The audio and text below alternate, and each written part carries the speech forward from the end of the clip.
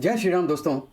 Trump ने कहा कि मेलोनी उनके साथ तस्वीर खिंचवाना चाहती थी, लेकिन कुछ ही घंटों के अंदर मेलोनी ने जो उनको जवाब दिया वो आज पूरी दुनिया देख रही है। आज का छोटा सा वीडियो दोस्तों इसी के बारे में है। हम बाद में दिखाएंगे आपको कि मेलोनी ने क्या जवाब दिया, लेकिन उसके पहले मैं आपको बताना चाहता हूं कि ट्रंप ने केवल अपनी गंदी जबान के कारण पूरा नेटो खो दिया, पूरा यूरोप खो दिया, अपने सब दोस्त खो दिए। एक पाकिस्तान को छोड़ के आज कोई देश ऐसा नहीं है जिसकी नज़रों में इज्जत हो अमेरिका की और ट्रंप की। और ये बात आप अपने हाथों पे गिन लीजिए, कोई भी कंट्रीज हो, पाकिस्तान को छोड़ के कोई लाइक नहीं करती है, ना कि ट्रंप को ना कि अमेरिका को आज की डेट में। और यही मोदी जी ने G7 की जो कॉन्फ्रेंस हुई उसमें कहा था कि संसाधन इशू नहीं है दुनिया का सबसे बड़ा जो इशू है वो है विश्वास। एक दूसरे पे विश्वास नहीं है। और विश्वास कैसे आता है कि आप किसी को गालियां देते रहो और वो आपकी बातें सुनता रहे तो आप कहोगे कि ठीक है। आप उसके पीठ के पीछे उसके बारे में कुछ भी बोलते रहो, उसकी कंट्री के बारे में कुछ बोलते रहो और वो कंट्री बैठ के देखती रहे। और यही हुआ इस मामले में भी। लेकिन मेलोनी चुप बैठी नहीं। और उससे क्या हुआ, उन्होंने कहा कि ट्रंप ने ये पूरी कहानी गढ़ी हुई है। और वो यहाँ नहीं रुकी। इटली के जो विदेश मंत्री हैं एंटोनियो तजानी, उन्होंने अपनी अमेरिका यात्रा भी रद्द कर दी है। तो देखिए दोस्तों, एक सेंटेंस, और ट्रंप ने क्या बोला ये भी मैं आपको बताऊंगा, एग्जैक्ट सेंटेंस बताऊंगा। क्योंकि पूरा मामला दोस्तों केवल एक तस्वीर का नहीं है, सवाल है पूरी इटली के सम्मान का, पूरी कंट्री के सम्मान का। सवाल था भरोसे का, जो शायद मेलोनी ने दिखाया ट्रंप पे कि ये तो यार हम लोग तो फ्रेंडली कंट्रीज हैं। दुनिया के दो बड़े नेताओं के बीच में ये रिश्ता था। और दुनिया जानती है कि ट्रंप और मेलोनी को एक दूसरे के बहुत करीब माना जाता है कंट्रीज के हिसाब से, क्योंकि वो नेटो कंट्री भी है। फिर अचानक ये क्या हुआ, ऐसी टकराव क्यों आ गया?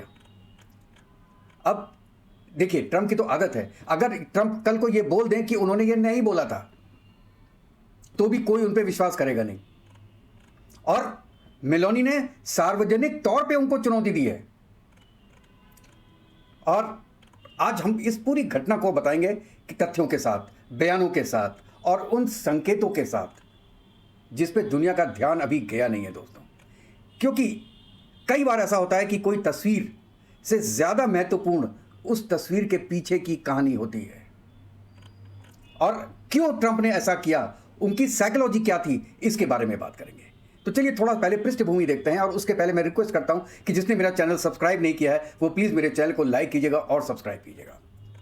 देखिए, G7 का सम्मेलन चल रहा था और आप जानते हैं दुनिया के बड़े बड़े नेता वहाँ पे आए हुए थे। और यहाँ तक कि मोदी जी भी गए हुए थे, जो कि G7 का पार्ट नहीं है, लेकिन एज ए गेस्ट गए हुए थे।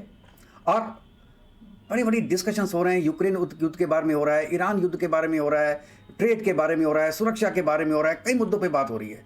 उसी बीच ट्रंप एक इटली का चैनल है LA7, उसको इंटरव्यू दिया और ये उन्होंने दावा कर दिया कि मेलोनी उनके साथ तस्वीर खिंचवाना चाहती थी। इतना ही नहीं, उन्होंने कहा कि उन्हें मेलोनी पे तरस आ गया।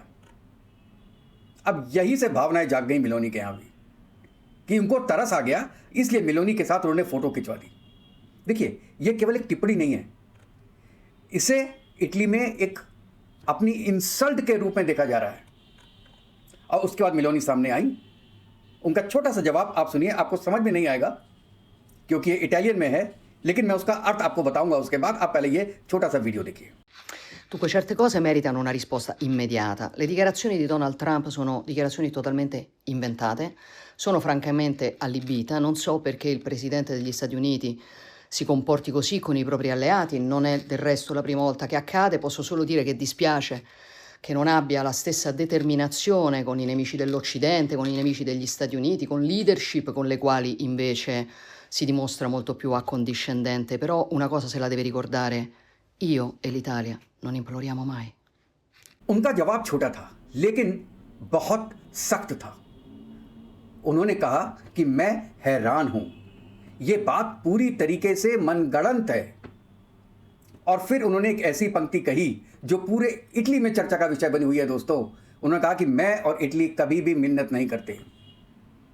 यहीं से मामला एक तस्वीर से निकल के भाई साहब राष्ट्रीय सम्मान के में बदल जाता है। उनका राष्ट्रीय सम्मान बीच में आ गया।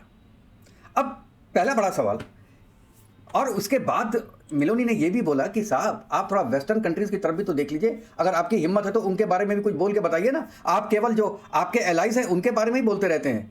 सबसे बड़ा कटाक्ष ट्रंप के ऊपर किया मेलोनी ने, और ये उनका इशारा किसकी तरफ था? रशिया की तरफ और चाइना की तरफ।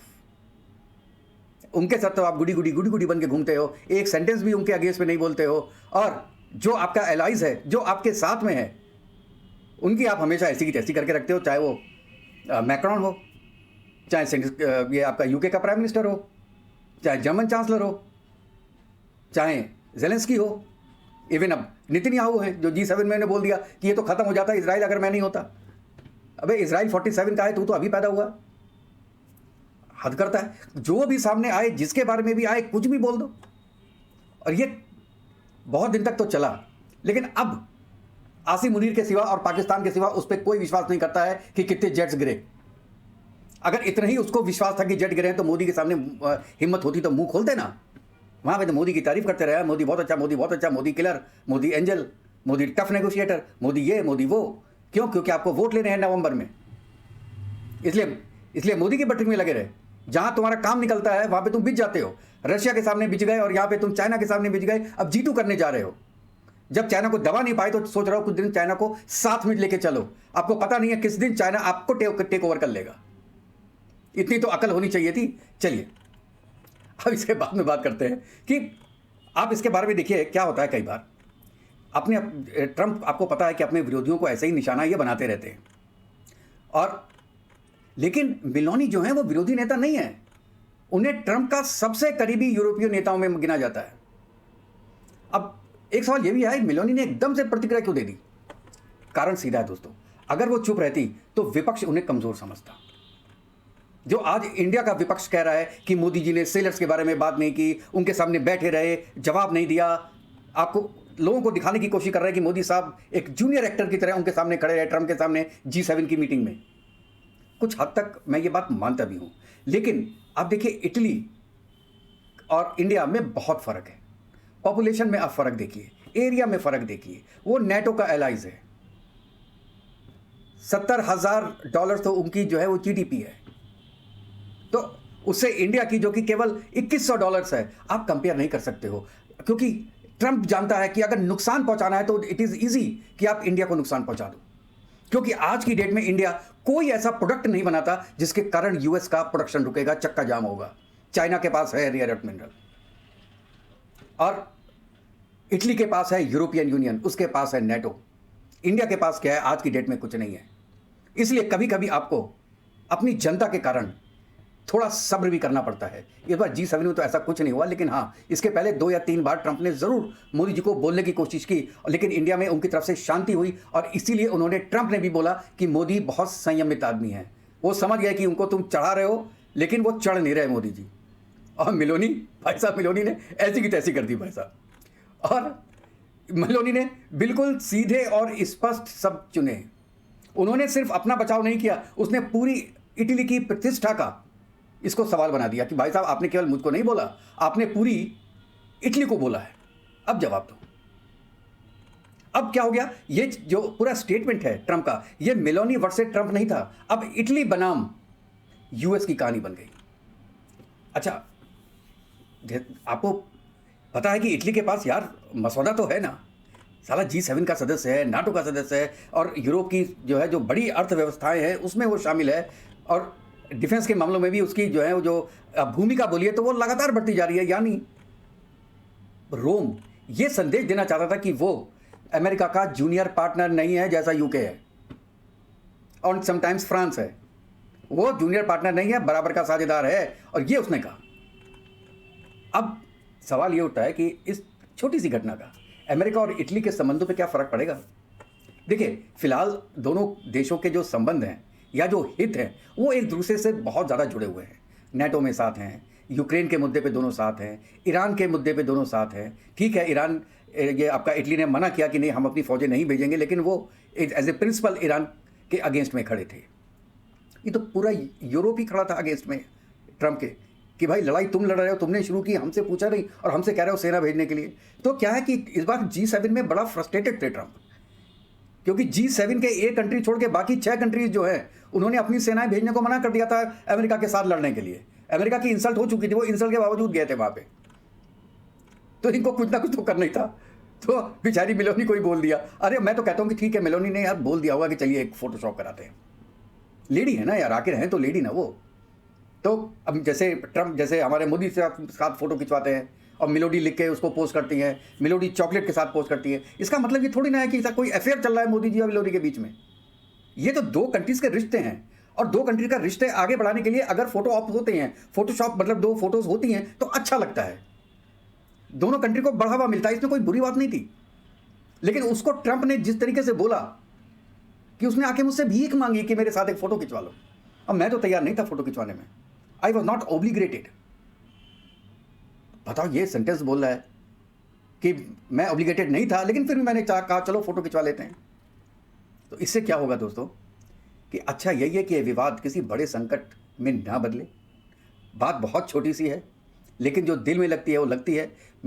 मेलोनी लेडी थी इसलिए उन्होंने पब्लिक में आके बोल दिया। शायद कोई जेंट होता तो नहीं बोलता, कहता ठीक है यार, ये आदमी ऐसे ही पागल टाइप का है, बोलता रहता है, मेंटली रिटार्डेड है यार, कोई बात नहीं, बोलने दो इसको, इसका ऐसा ही चलता रहता है। तो अब जिस बात पे कम चर्चा हुई वो मैं बताता हूँ। देखिए, मेलोनी और ट्रंप पहले से ही कई मुद्दों पे बिल्कुल समान विचार रखते हैं। दोनों ही अपनी जो उनकी बाउंड्रीज है, कंट्री की बाउंड्रीज, उसका सम्मान करते हैं, वो मजबूती से उसमें खड़े हुए हैं। अपने राष्ट्रीय हितों को दोनों ही प्राथमिकता देते हैं और दोनों राइटिस्ट हैं, अभी तो आपको पता होगा। और दोनों ने कई बार जो यूरोप की पुरानी राजनीति है उसकी आलोचना भी की है। लेकिन यही मैं कहता हूँ, पॉलिटिक्स में समानता, जो सिमिलरिटी है, वो हमेशा दोस्ती की गारंटी नहीं रहती। कई बार दो मजबूत नेता एक मंच पर ही प्रतिद्वंदी बन जाते हैं, और शायद यहाँ पे यही टकराव हुआ है। और अब भारत के लिए मैं कहता हूँ, इसका मतलब क्या है कि भारत की जो विदेश नीति है काफ़ी समय से एक चीज़ पर निर्भर करती है कि दोस्ती सबके साथ, लेकिन निर्णय अपने हित में। और मेलोनी का जवाब भी ऐसा ही कुछ था। और जो अपोजिशन है उसको भी ये चीज़ सोचनी चाहिए कि आप मोदी को बोलते हो कि मोदी जवाब नहीं देते, मोदी जवाब नहीं देते, मेलोनी ने जवाब दे दिया। आज केजरीवाल ने भी एक ट्वीट कर दिया इसके बारे में कि देखिए मेलोनी ने जवाब दे दिया और मोदी ने नहीं दिया। तो आप कुछ समझिए, जो मोदी जी की प्राथमिकताएं हैं वो समझिए। यूएस आपका सबसे बड़ा ट्रेड पार्टनर है, जहाँ पे आपका ट्रेड डेफिसिट नहीं है। 40 बिलियन का आपको फ़ायदा होता है एक साल में, उसी से आपके पास डॉलर्स आते हैं जो कि आप बाकी चीज़ें खरीदते हो। बहुत कम कंट्रीज़ हैं जिसमें हमें नफ़ा होता है एक्सपोर्ट करने में, उसमें यूएस एक है। हम आज की डेट में यूएस को डायरेक्टली नाराज़ नहीं कर सकते, एटलीस्ट उसकी बातों का बुरा मान के, उसकी बातों से रूठ जाके और उसकी बातों का जवाब देके, अनलेस अनटिल कुछ प्रैक्टिकल हो रहा हो। जैसे 3 नाविक मरे, सेलर की डेथ हुई, तो मोदी जी ने बात उठाई, हमारे फॉरेन मिनिस्टर ने यह बात उठाई, उनके फॉरेन मिनिस्टर से मोदी जी ने ट्रंप के सामने यह बात उठाई, क्योंकि ये लॉजिक था। लेकिन ऐसे ही अगर उन्होंने मोदी को एक सेंटेंस बोल दिया और मोदी जी उसका जवाब देने लगे, उसने 2 बात और बोल दी, मोदी ने 4 बात और दी, तो उससे क्या होगा, इंडिया और यूएस का रिलेशन खराब होगा, केवल पर्सनल इक्वेशन के कारण। तो मोदी जी ऐसा नहीं चाहते हैं दोस्तों। तो इसमें अब आपको संभावनाएं क्या लगती है, इसमें क्या होगा? पहली संभावना मैं बताता हूं, कुछ दिनों में मामला शांत हो जाएगा। ट्रंप 5-6 दिनों के बाद बोलेंगे she is fantastic lady, she is very gorgeous, very good looking and very she is doing exactly fine, absolutely fine for the country and all that. ऐसा बोल देगा, मामला शांत हो जाएगा। वो जानता है इसको ठंडा करने का तरीका ऐसे ही होगा, और यही सबसे ज़्यादा संभव लग रहा है। या दोनों देशों के बीच में बयानबाजी कुछ आगे बढ़ेगी ट्रंप के होते हुए भी, इसकी संभावनाओं को भी नकारा नहीं जा सकता। हाँ, लेकिन हाँ, 1-2 के बाद ये रुकेगी, क्योंकि इतनी छोटी घटनाओं को कोई बहुत बड़ा नहीं बनाता है। 2 देशों के बीच की एक जो सिचुएशन होती है वो इफेक्ट नहीं होती है इन छोटी छोटी चीज़ों से। और थर्ड पॉसिबिलिटी है कि ये विवाद किसी बड़े मुद्दे में बदल जाए, इसकी संभावना 0 है। ऐसा होने वाला नहीं है, और ऐसा होना भी नहीं चाहिए, और नहीं ऐसा होता है। आप लोग दोस्तों इसके बारे में क्या सोचते हैं, अपनी राय ज़रूर दीजिएगा कि आने वाले दिनों में ये विवाद ख़त्म हो जाएगा या बीच में रहेगा या बढ़ जाएगा। आपके जवाब का, आपके कमेंट्स का इंतजार रहेगा दोस्तों। तो फिर नेक्स्ट वीडियो में मिलते हैं, तब तक के लिए जय हिंद, जय भारत, वंदे मातरम। खुश रहिएगा दोस्तों, स्वस्थ रहिएगा।